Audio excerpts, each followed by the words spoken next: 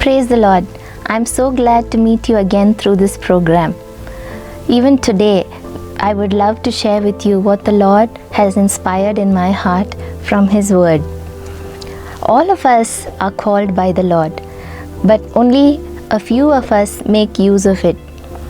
Ministry it always starts with ourselves first. So today let's just see something about what God wishes to see in us, especially since He has called us.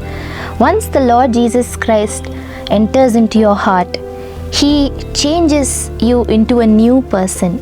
New in the sense, the way you think, the way you behave, everything changes. All that you do, you begin to do as if you would do it to honor the Lord.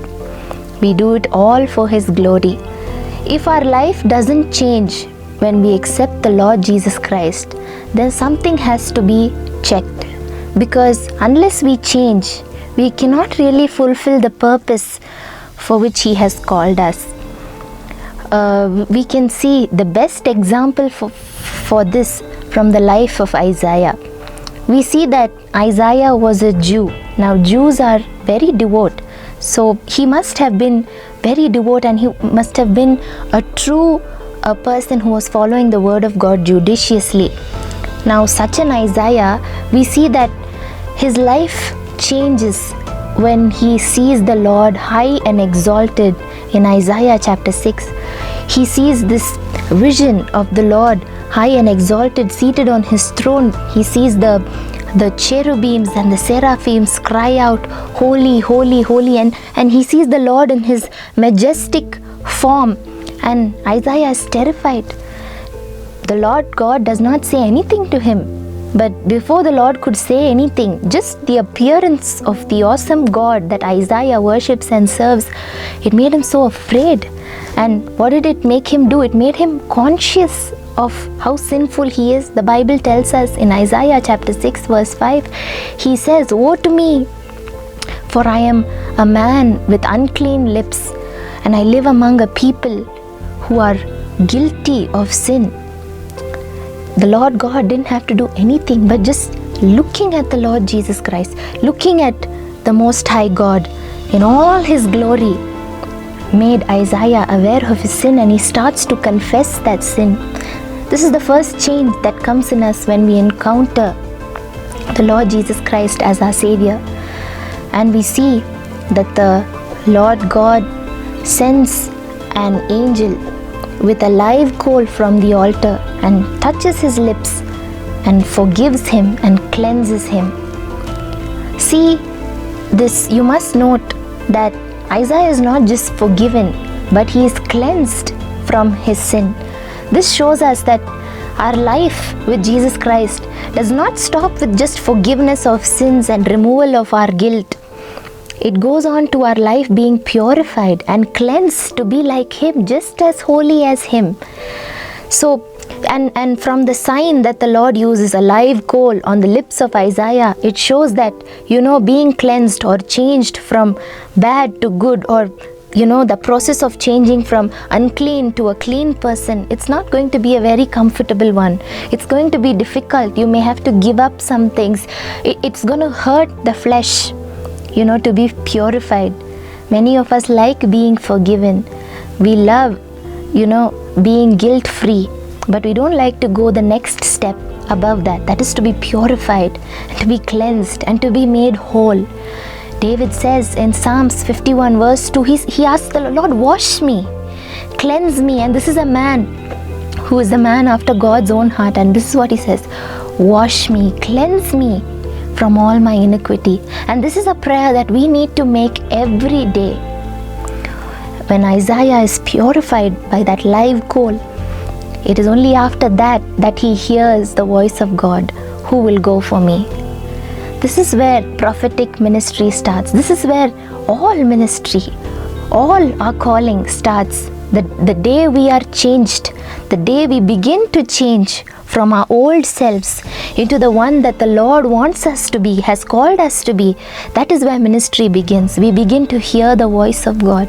Isaiah, even though he saw the Lord seated on the throne, he only heard His voice. He heard the cry of the Lord's heart, when he was transformed into a clean person. Today the Lord wants to remind you, and He's calling you to come into this process of purification. He's saying that life is not all about receiving some forgiveness, receiving some blessings from the Lord, but it's much more than that. It is to become more and more like Jesus Christ. Today, let us take up that call and ask the Lord, Lord, wash me, cleanse me, make me more like you. May I hear your voice. May I find that instruction, what I am supposed to do for you in this lifetime. Can we make that prayer today? Can we ask the Lord to purify us and use us for His glory? Let's pray. Lord, we thank you for speaking to us through your word. Yes, Lord, you are a holy God, and in your presence no sin can enter, O God. We thank you that while we were still sinners, you died on the cross for us. You bore our sins, our curses, the guilt. The chastisement of our peace was upon you, O God. We thank you that 2000 years ago on the cross, you paid the price for my sin, for our sin, O God. And that's why we are here today. Right now, Father, we are praying that the blood of Jesus Christ will wash away all our sins, all our, hallelujah, selfishness, every work of the flesh. I pray right now, O God, as we are praying, let the blood of Jesus Christ wash us completely and make us whole. Just as the Bible says, O God, when we are in Christ, we are a new creation. Today I pray that you will make each one of us a new creation, O God.